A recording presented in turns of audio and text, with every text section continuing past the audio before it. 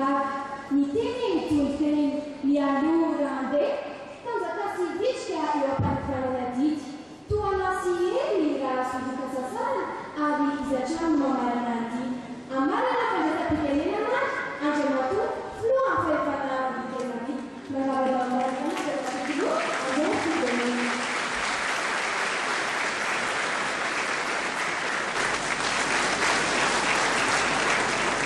mikasika ny piasa fanjakana na dia betsaka zany nanitsao sy nieritseritra indrindra fa tsy voalohany karama-panjakana tamin'ny fona masiny betsaka ny teny natao tao anatin'izany dia evatsika mahita somatsara fa voaloha sy voefa somatsara ny karama-panjakana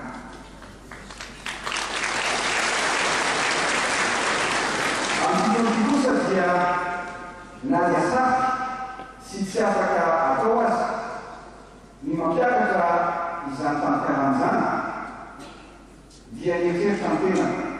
mivadibadika tamin'ny alina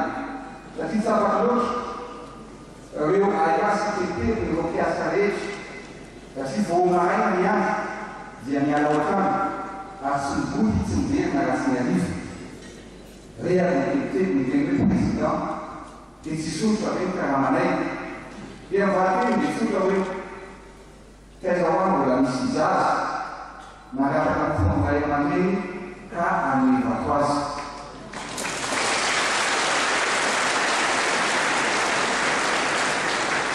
nofony reny ary na dia vato azy ny matoky tsy ny fitondrana tetezany hita misy no anoko vato manjana fa vato mamy nomena mampitomany tonga isika tonga navatomany rehefa mpanonga tamin'ny misy tany tribola tena dia miteny izy hoe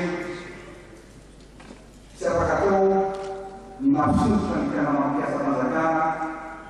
président ny nkonoko izay ny asy izay ary eto dia fitonganamaty afaka atao no mitsitsy ary mijery ny tombosoany disiplinara anisan'izany dia nanapa-hevitra mitao amin'ny fiavidiana republika fa aenao 5% tebola misy fiavidiana republika dia natao zany aenao ihany koa mifananiny ministera rehetra dia natao ihany koa izany ka eto dia nanapa-hevitra izay fa ny fitsindovana ny disiplinara ny fanany nataotsika na dia sarotra aza ny tenany na dia sarotra aza ny fidiran'olona fanjakana dia afaka atao dia afaka atao amin'ny ampitiavana mirazana azy fa hisotra folo isan-jato